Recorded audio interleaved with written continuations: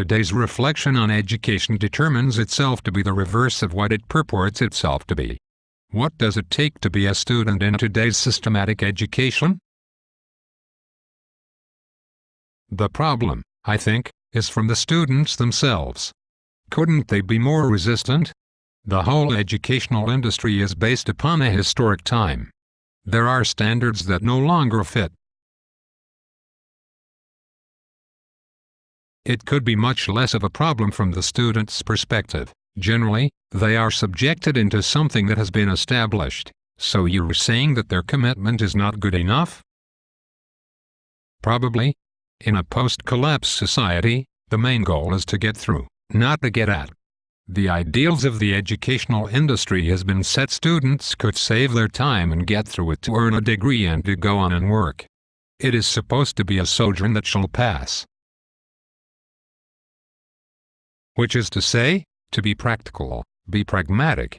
We are no longer trying to get to anything higher than a pragmatic attitude, but wouldn't that be living a life that is outside of the one that one has lived?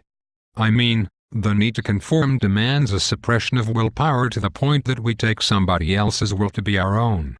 Who will be living then? There could be a way around all of this, but it involves more of a cooperation, not a suppression, as you say.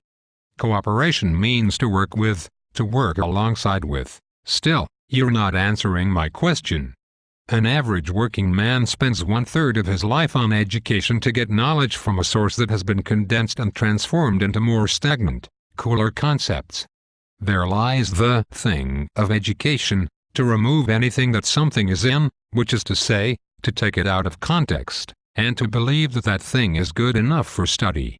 By taking a class on something, education assumes that it has gotten the gist of that thing.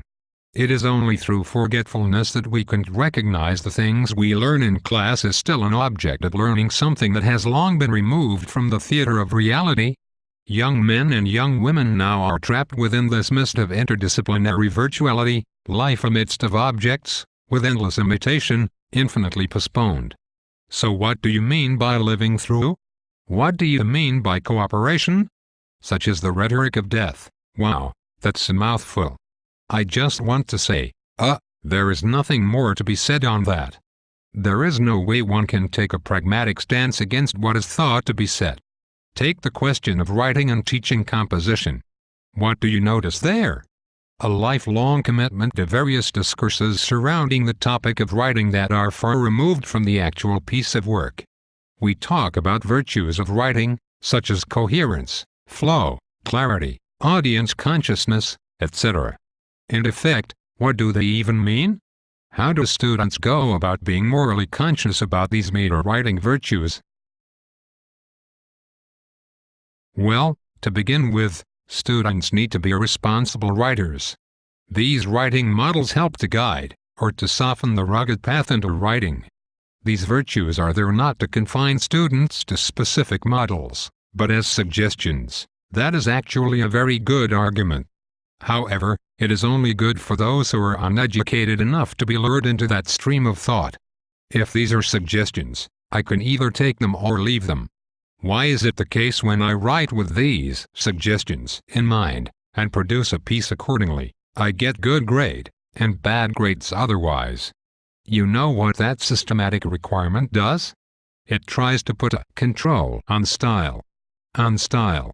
How boring would it be reading a bunch of different papers on different topics and have all of these fruitful and colorful concepts explicated in the same manner? As a thinker who has an obsession with rhetoric, I value the positions, or moments in writing that are delightful, that are peculiar, smart, or even weird. These are the devices of argument that actually transform my perspective on something. Sounds like surreal art to me. Whatever your stance is on surreal art, I don't want to hear it. I am just saying that if there are virtues that somehow could control over writing, they ought to come after writing. For those who seek to internalize these virtues, they will kill me with the utmost extreme case of mediocrity, but that does not fool me.